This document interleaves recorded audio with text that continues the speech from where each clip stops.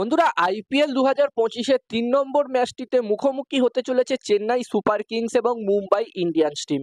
এবং আজকের এই ভিডিওতেই ৩ নম্বর ম্যাচটির জন্য চেন্নাই সুপার কিংস এবং মুম্বাই ইন্ডিয়ান্স এই দুটি টিমের শক্তিশালী প্লেইং 11 কেমন হতে পারে এই ম্যাচটির জন্য, সেটা আমি তোমাদের সকলের সাথে শেয়ার করার চেষ্টা করব। যেখানে বন্ধুরা এই ৩ নম্বর ম্যাচটি হতে চলেছে চেন্নাইতে 23শে মার্চ রবিবার দিন এই ম্যাচটি হতে চলেছে চেন্নাইয়ের চিপক স্টেডিয়ামে। আর সবার প্রথমে চিপকের যদি আমি পিচ নিয়ে কথা বলি, তো এখানে তোমরা সকলেই জানো যে এখানকার পিচ স্পিন ফ্রেন্ডলি উইকেট থাকে, স্পিন বোলারদের জন্য এখানকার পিচে সুবিধা থাকে এবং এখানে খুব একটা হাই স্কোরিং ম্যাচ আমরা দেখি না। 180+ স্কোর এখানে খুবই একটি ভালো টোটাল হয়। আর বন্ধুরা যেখানে এই বছরে মুম্বাই ইন্ডিয়ান্স এবং চেন্নাই সুপার কিংস এই দুটি টিমকেই খুবই ব্যালেন্স দেখাচ্ছে। মেগা অকশন হলো, মেগা অকশনে এই দুটি টিমই খুবই ভালো ভালো প্লেয়ার্স দলে নিয়েছে। যেখানে এই ৩ নম্বর ম্যাচটির জন্য প্রথমে যদি আমি মুম্বাই ইন্ডিয়ান্স টিমের প্লেইং 11 নিয়ে কথা বলি, তো যেখানে মুম্বাই ইন্ডিয়ান্স টিমের হয়ে এই ম্যাচটিতে ওপেনিং করবে রোহিত শর্মা এবং রোহিত শর্মার সাথে South African wicket keeper batsman Ryan Rickelton opening করতে পারে এবং ৩ নম্বর পজিশনে খেলতে পারে তিলক বার্মা এবং ৪ নম্বর পজিশনে খেলবে সূর্যা কুমার যাদব। যদিও বন্ধুরা এখানে ব্যাটিং পজিশনও চেঞ্জ হতে পারে, ৩ নম্বরে সূর্যা কুমার যাদব খেলতে পারে, ৪ নম্বরে তিলক বার্মা খেলতে পারে এবং ৫ নম্বর পজিশনে খেলতে পারে উইল জ্যাক। যেখানে উইল জ্যাককে দলে নিয়েছে মুম্বাই ইন্ডিয়ান্স। 2024-এ উইল জ্যাক আরসিবি টিমের হয়ে খেলেছিল, তবে এই বছর মুম্বাই ইন্ডিয়ান্স টিমের হয়ে খেলবে উইল জ্যাক এবং ৬ নম্বরে খেলবে হার্দিক পান্ডিয়া এবং ৭ নম্বর পজিশনে খেলবে মিচেল স্যাটনার। মিচেল স্যাটনারকেও দলে নিয়েছে এই বছর মুম্বাই ইন্ডিয়ান্স। তো আমার মতে ১ থেকে ৭ পর্যন্ত এটাই হবে মুম্বাই ইন্ডিয়ান্স টিমের ব্যাটিং লাইন আপ।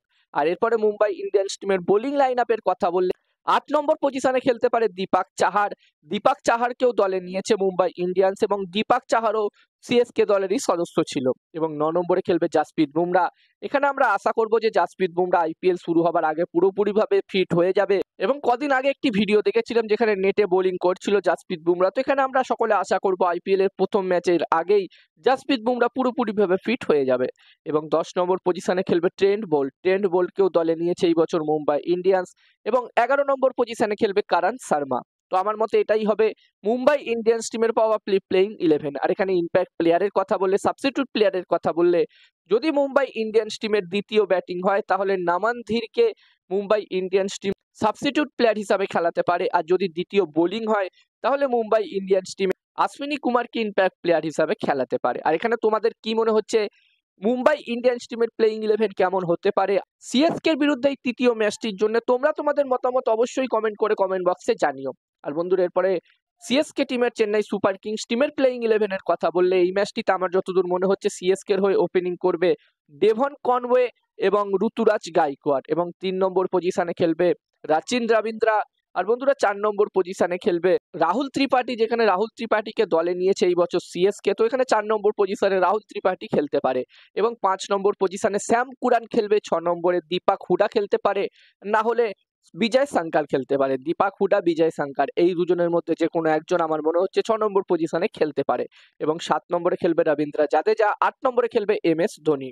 ৯ নম্বর পজিশনে খেলতে পারে রবিচন্দ্রন আশ্বিন। রবিচন্দ্রন আশ্বিন আবার সিএসকে দলে কামব্যাক করতে চলেছে এই বছরের আইপিএল থেকে, তো এখানে আশ্বিন খেলবে ৯ নম্বর পজিশনে এবং ১০ নম্বর পজিশনে মাতিসা পাতিরানা খেলতে পারে এবং ১১ নম্বরে খালিল আহমেদ খেলতে পারে। আর বন্ধুরা এখানে ইম্প্যাক্ট প্লেয়ারের কথা বললে, সাবস্টিটিউট প্লেয়ারের কথা বললে, যদি সিএসকে টিমের দ্বিতীয় ব্যাটিং হয় তাহলে শিবম দুবে খেলবে ইম্প্যাক্ট প্লেয়ার হিসাবে। আর যদি সিএসকে টিমের দ্বিতীয় বোলিং হয় তাহলে তার মুকেশ চৌধুরীকে খেলাতে পারে ইম্প্যাক্ট প্লেয়ার হিসাবে। তো এখানে আমার যতদূর মনে হচ্ছে এটাই হবে সিএসকে টিমের প্রবাবলি প্লেইং 11 মুম্বাই ইন্ডিয়ান্স টিমের বিরুদ্ধে ৩ নম্বর ম্যাচটির জন্য। আর এখানে তোমাদের কি মতামত এই ম্যাচটির জন্য?